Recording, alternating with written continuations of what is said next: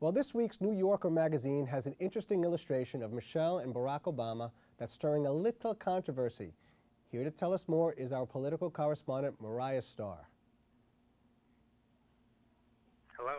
Mariah, can you hear me? You can, yes. How are you, Professor Star? I'm doing very well, thank you. Yes, quite a magazine cover. It is, yes. It might go down in history, in fact. It's an iconic image. Now, how can we view the cover? I mean, I guess there are certain ways to look at it. Well, there are two ways to look at it. One way is as a satire on all those people out there who think that Obama is a Muslim who is going to turn the country over to bin Laden if he gets elected president. Obviously that's not true. The other way is to view it as a confirmation of all those lies out there that Obama, is accused of, being unpatriotic, being in sympathy with terrorists. Those kinds of lies are persistent on the internet. And so the cover of the magazine was intended to parody those lies and ridicule those who believe them. Well, now, Professor Starr, I mean, some people immediately get the joke. They see the cover for what it is, it's satire, and they move on. Maybe they buy the magazine, they don't buy the magazine. I guess the real, the fear is that some people actually think that what's on the cover is reality. Isn't that what's going on here? That is a definite fear. And the problem is that there are so many people in the country, especially in the southern states and in the Midwest, who really just don't know any better. They look at the cover of the magazine and they assume that it reflects what is really going on. And so for more educated people, it's obvious this magazine cover is satire. For less educated, this magazine cover represents reality. So I guess the question becomes, if it's no longer a joke and people don't see it as a joke, it loses its effect. Exactly. If you don't know it's satire, it becomes propaganda. Okay. Now, what could the New Yorker have done, if, in your opinion, that might have, changed the way the cover was perceived? Could they have done something else that maybe you think might have, lessened the effect? There are a couple things it could have done. One is it could have just not published it. That has been one charge that's been going around. The other thing that is probably more effective is show the image as sort of a thought, with little bubble circles around it that is being thought of by either Republican operatives or by some uneducated person out in the Midwest or in the South. This is the imagined reality of someone. Now, if they had done that, they would have made it clear that this is a parody.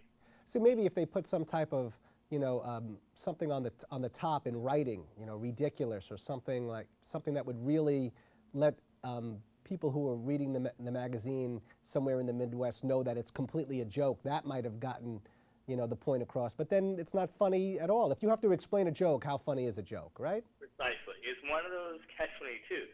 If you have to tell people it's satire, it's not satire. Now, you mentioned earlier that it can be viewed as propaganda.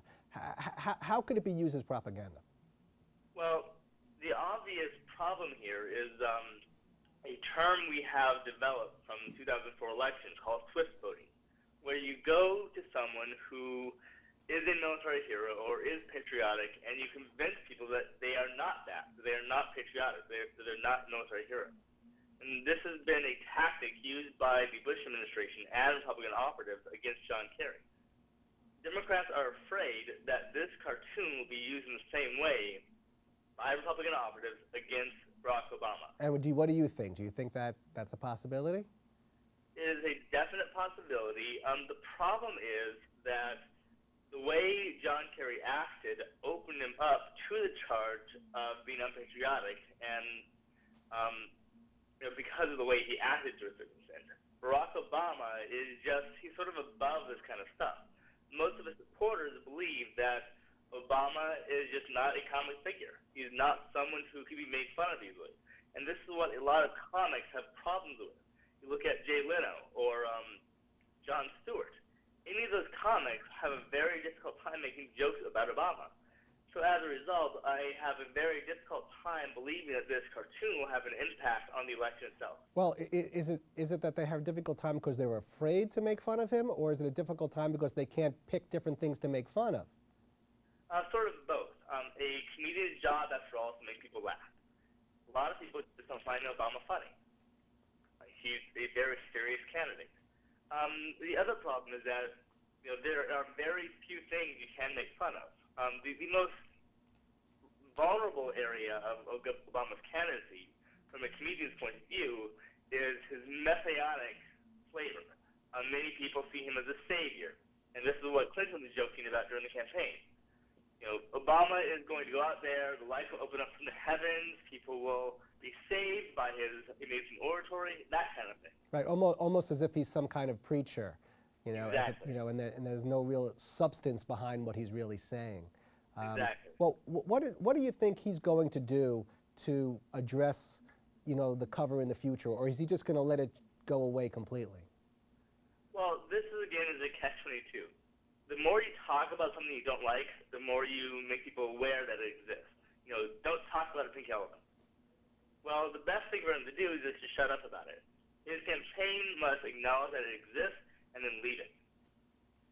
And after a week or so, people will have forgotten about it, unless Republican operatives pick it up again in the fall campaign and use it against him.